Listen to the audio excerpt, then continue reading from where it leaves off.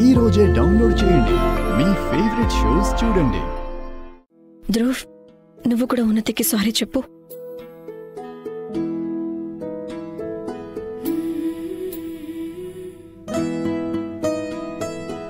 Unnati, I'm sorry.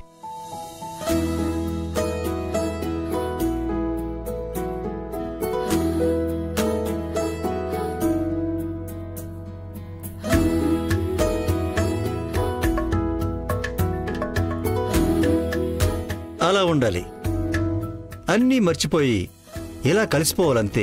ఇక నేను మీ అందరి కోసం చక్కటి వరల్డ్ క్లాస్ స్పెషాలిటీ తీసుకొస్తాను. పదండి, అయితే నేను మిమ్మల్ని దంచేస్తాను. దంచేస్తావా? అంటే అల్లం దంచేస్తాను. అరే బాబు రాఘవ్, తల్లిని గౌరవించటం అనేది ఎవరైనా నిన్ను చూసి నేర్చుకోవాలి.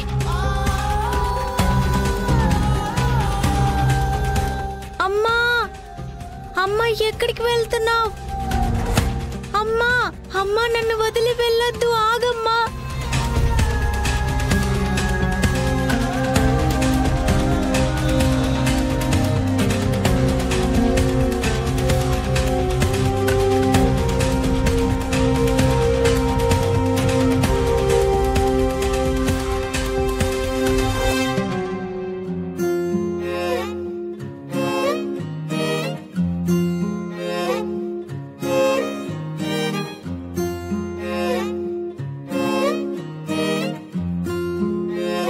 ఓ గాడ్, 12 అవబోతుంది.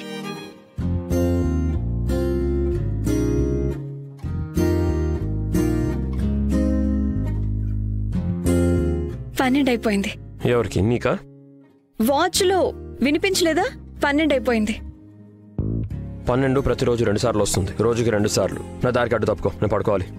ఈ రోజు 12 అవటం అంటే అది మామూలు విషయం కాదు. ఈ రోజు 12 అవటం అంటే హ్యాపీ న్యూ ఇయర్.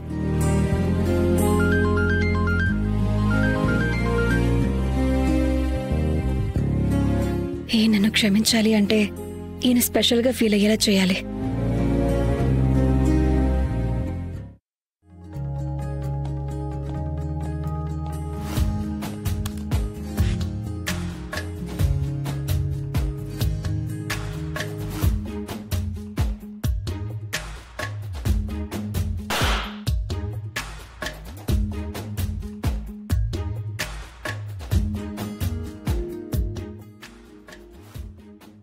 సారీ, బహుశా నేను నా బెడ్రూమ్కి బదులు ఎవరో పిల్లల బెడ్రూమ్కి వచ్చేసినట్టున్నాను. ఒక్క నిమిషం, ఇది వింతగా లేదు? న్యూ ఇయర్ రోజున విష్ కోరుకోవటం మీకు నచ్చదు అనటం? నా దగ్గర ఏదైనా లోటుపాట్లు ఉన్నాయా నేను ఇంకేమైనా అడగడానికి?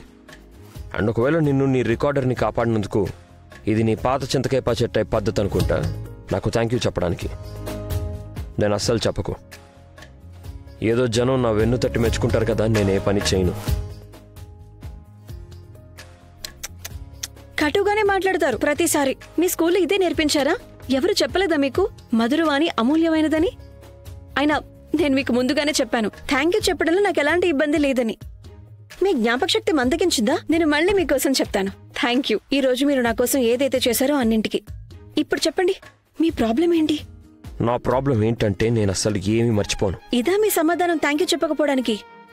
చూడండి, నా న్యూ ఇయర్ విష్ అయితే కనుక చాలా ప్యూర్. అందులో సారీలు థ్యాంక్ యూలు ఏవి కలవలేదు. కాబట్టి మీరు కూడా నాకు న్యూ ఇయర్ విష్. రేఖ, ఈ తల పొగరు వెంట తిరుగుతుంటే నీ తల తిరుగుతుంది. దానికి బదులు పడుకో, లేకపోతే నీ న్యూ ఇయర్ నీకే మంచిగా ఉండదు. నేను రాయనా?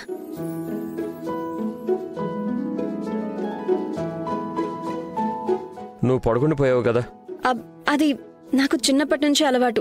ఎవరైనా నాకు న్యూ ఇయర్ విష్ చెప్పేంత వరకు నాకు నిద్ర పట్టదు. పాపం, అయితే నువ్వు రాత్రంతా మెలకుగానే ఉండాలన్నమాట.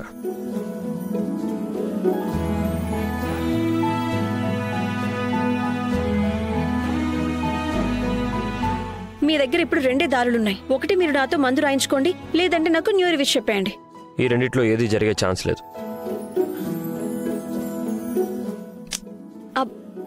నేను మీ గాయాలు ముందే ఎందుకు చూడలేదు? ఎందుకంటే మీరు కూడా మగాడికి నొప్పి ఉండదు అనే స్టైల్లో మీ గాయాల్ని కవర్ చేసుకుని కూర్చున్నారు కదా. కానీ ఇప్పుడు నేను మీ దెబ్బల్ని చూసేశాను కదా, నేను చూస్తూ కూర్చోలేను. మీరు గనుక నన్ను మందు రాయనివ్వకపోతే అప్పుడు నేను మొత్తం రాత్రంతా మిమ్మల్ని లేపి మరీ హ్యాపీ న్యూ ఇయర్ విషెస్ చెప్తూ ఉంటాను. అది ఎప్పటి వరకు తెలుసా? నన్ను విష్ చేసేంత వరకు. ఆలోచించుకోండి. చెప్పాను కదా అలా జరిగే ఛాన్స్ లేదు అని.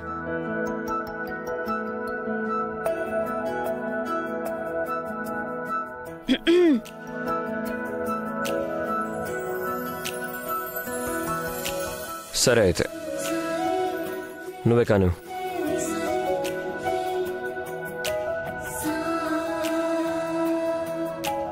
వావ్ రేఖ, గెలిచేశావు. ఏమన్నా అన్నావా నువ్వు? లేదు, ఏం లేదు. నేను రాస్తాను.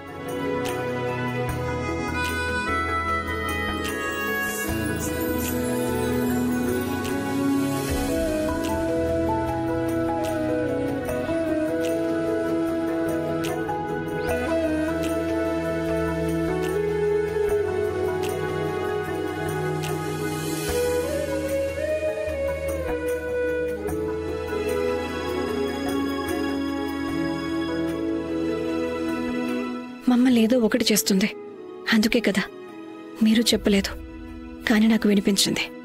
నేను మందు రాయాలి అనుకున్నాను, దానికి మీరు ఒప్పుకున్నారు. Happy new year to you too, mister పొగరుబోతు.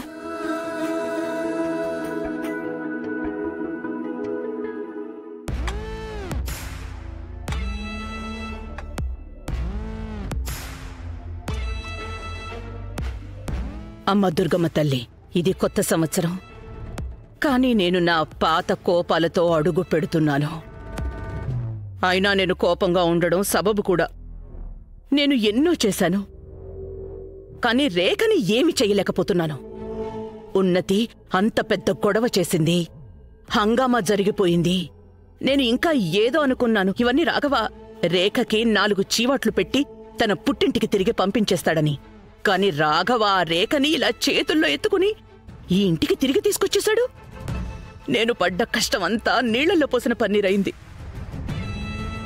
అందుకే అమ్మ దుర్గమ్మ, ఈ కొత్త సంవత్సరంలో నా బుర్రలో ఎలాంటి తెలివిని నింపాలి అంటే రేఖ అనే ఆ దయ్యం నుంచి నాకు విముక్తి కలిగించు తల్లి. గుడ్ మార్నింగ్ పిన్ని గారు.